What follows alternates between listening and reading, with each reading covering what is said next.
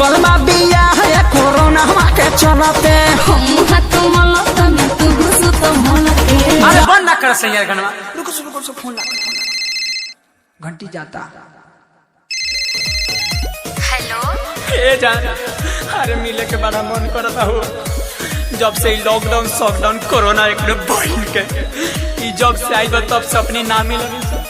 वो काम करो ना गछिया के पिछुआनिया ना जाना ना ना ना ना मत यार दिन भर सब ताश खेले रसों में यो काम कर नसिया ऊपर आ जब अब हम ना आए और प्लीज प्लीज आ जाना कहवा आई चारू ओरी बंदी चलता लॉकडाउन लागल बा घर ही रहा ए भाई बुक ना अब हम ना आए मुजवानी कटा गइल बा ऊख भी कटा गइल बा होटल स्कूल कॉलेज सब बंद बा कहां मिलल जाई कुछ दिन ऐसा ही गुजारा कर ला आप फोन रखा ए यार फोन में त काट देलस रे त काटी ना लॉकडाउन में ओकरा के बोलावत तू आई पकड़ के अपन बांधा हिलावा डंडा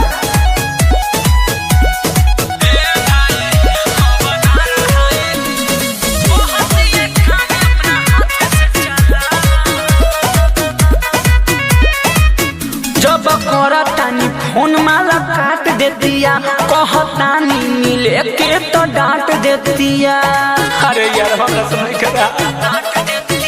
जब करतानी फोन माला काट देतिया कहतानी मिले के तो डांट देतिया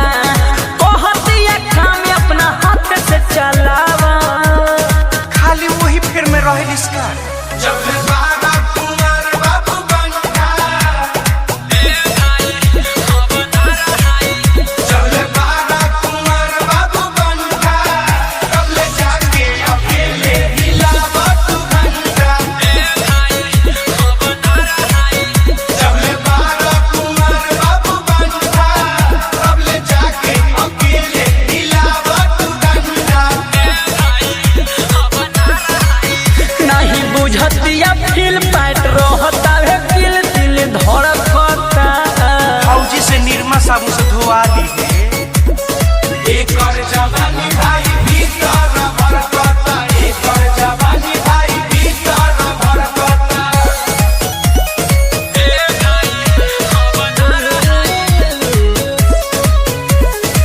सपना में आके छुए लार मोर टप टप छुए बिया बीमारी धरवल है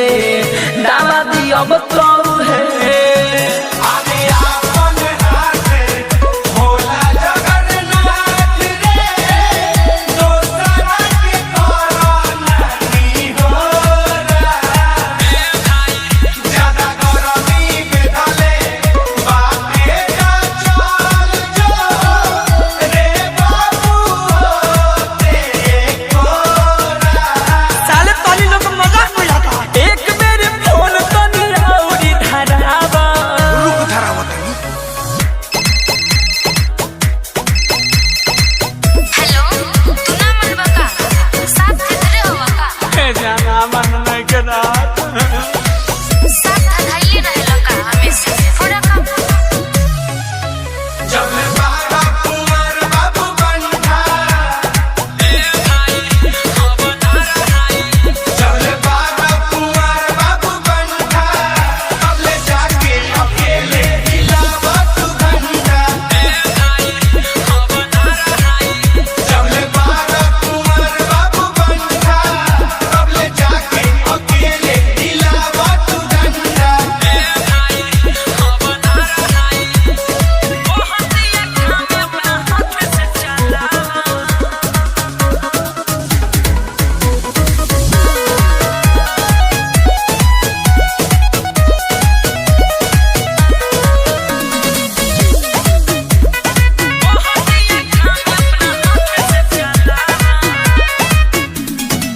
खबले अकेले गुजारी बुझेले ना उलाचारी लस लस करता बिछावा फिज के रोज हम पासारी टेंशन ले बेटा देहबो छुड़ाई बाद में ना अगुओ कोनो आई तो हम कहा जाए रे सच बात राहुल